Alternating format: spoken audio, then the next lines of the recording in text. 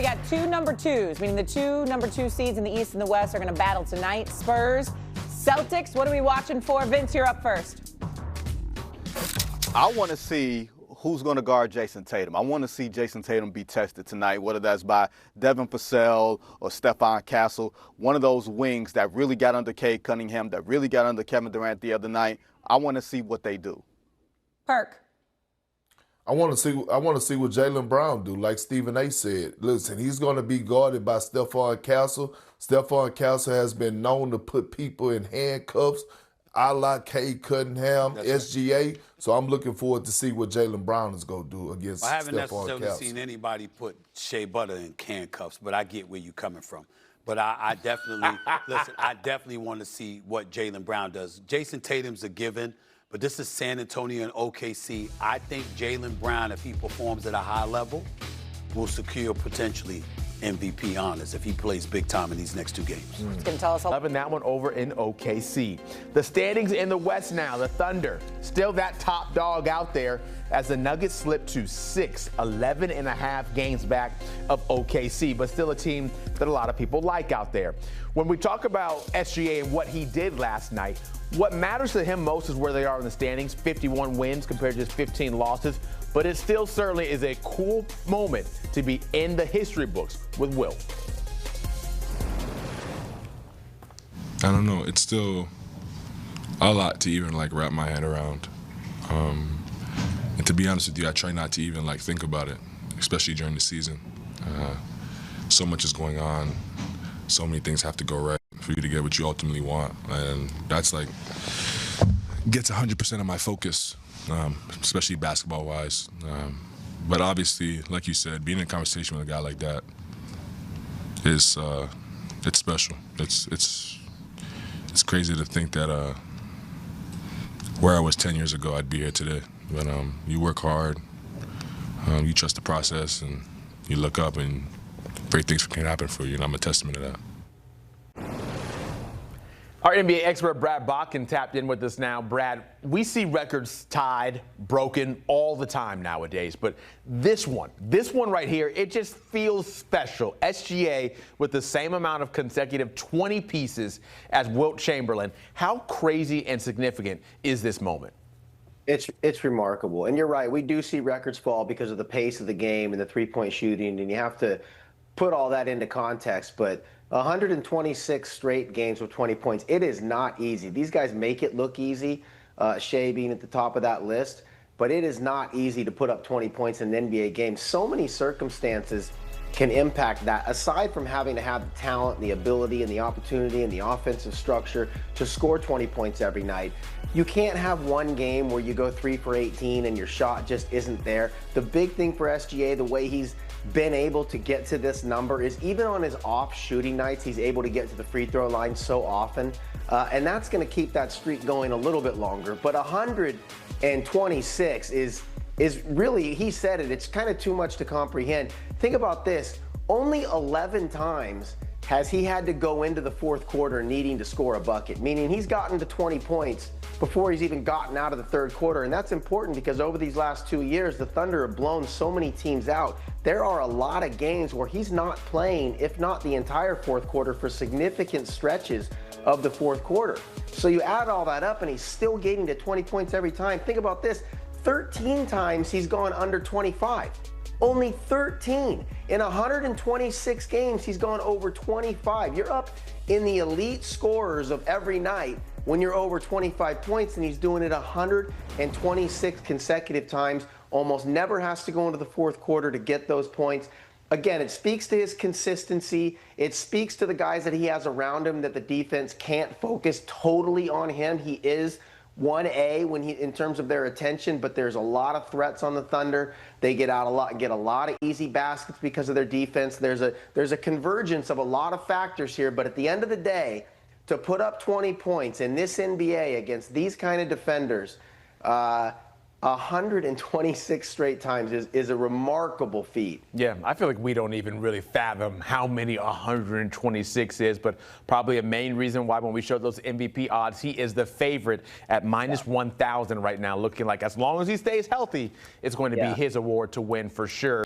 Jokic was third on that list right now. When you look at his Nugget squad, who are currently 6th in the West, they're 0-3 against the Nuggets, against the Thunder this year, 0-1 against the Spurs.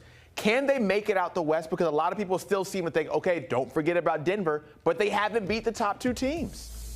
Yeah, they were on a 7-week stretch where they only beat one team with a winning record. Forget about the top teams. So they haven't looked great since Jokic came back. You know, with the Nuggets, the caveat is always when they get healthy, and there is a lot of truth to that. Aaron Gordon is back. They're still missing Peyton Watson. When Aaron Gordon's out, they're not a threat. When Aaron Gordon is there and they're clicking because of the way Jamal Murray is playing this year, they are going to get the benefit of the doubt because of Jokic, because of the chemistry, and the way that they can sort of, something to say flip the switch. The Nuggets have been together so long that they can, I think, flip the switch. And I think they would be a major, major problem for anybody in the playoffs, no matter what seed they end up being.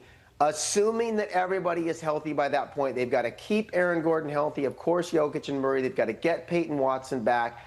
I think that Cam Johnson is the X factor here. You know, when they made that trade for Michael Porter Jr., it looked like a home run. I mean, everybody said that was a home run deal because you're getting the same player at a fraction of the cost, but he hasn't been the same player. Michael Porter Jr. is getting them 18 points a game. Cam Johnson, though he's shooting around 40% from 3, the volume isn't there. He's only scoring 10 or 11 points a game. And to have that third scorer, Aaron Gordon is a jack of all trades, X factor, defends 1 through 5, and he can have big scoring nights. But that shooter on the wing, that consistent guy that in a playoff game can go out and actually win you a game, take over a game, which was something that Michael Porter Jr. could do. His upside was higher. Cam Johnson hasn't shown that he could be that and go out and shoot you into a playoff win. And I think that's an X factor for the Nuggets. Now, they got Tim Hardaway Jr., who can also fill that role, Bruce Brown. They've got some other guys.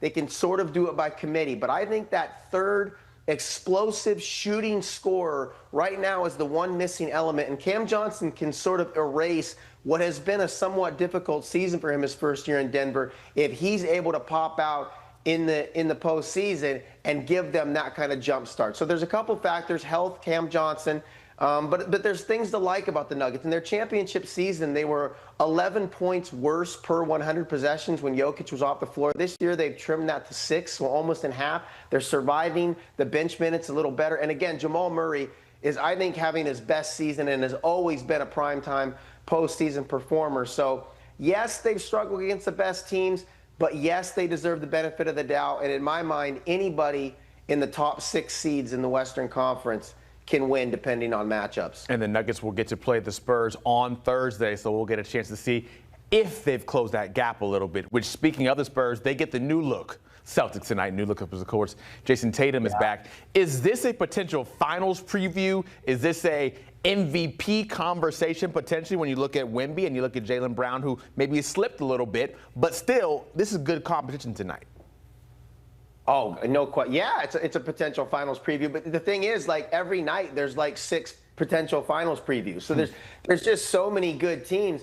If you asked me which team between the Spurs and the Celtics have a better chance of making it to the finals, of course, the path through the East looks a little bit easier for Boston. Jayson Tatum has looked unbelievable. You know, we talked about it's kind of hard to wrap your head around what Shai Gilgeous-Alexander is doing in terms of 126 straight 20-point games. What Jayson Tatum is doing after 298 days off, a little less than 10 months removed from an Achilles tear. I mean, this guy is looking unbelievable. If you thought that he was going to come back and just sort of be like a little bit of a presence out there, maybe they can get a couple of big nights out of him. No, I mean, this guy is pretty close to being back, and he's still got a month before the postseason starts. I think we can safely say that the Celtics are going to be playing with pretty much a full-strength Jayson Tatum. And they were already arguably the most complete team in the Eastern Conference without him. He's doing it within the flow of the offense. The efficiency isn't quite there yet, but his time of possession is not. It was over 3 seconds before. I think last year it's under 3 now. So he's not stopping the ball. He's not interrupting any of the flow that they've started this season without him.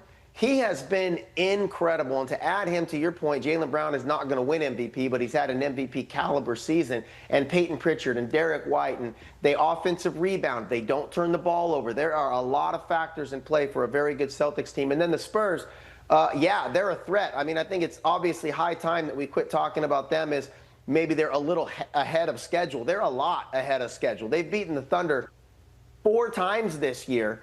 They're one of the best teams in the league in terms of impact and guys who save points and create them on the other end. Nobody impacts the game right now at the rate of Victor Wembanyama, and he's got depth all around him. He's got shooting. He's got secondary scoring.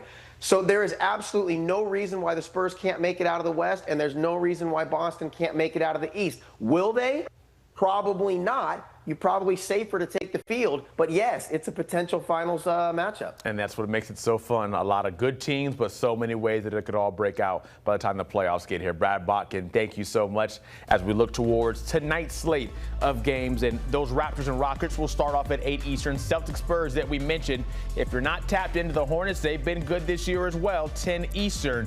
Pacers Kings if you want some losers.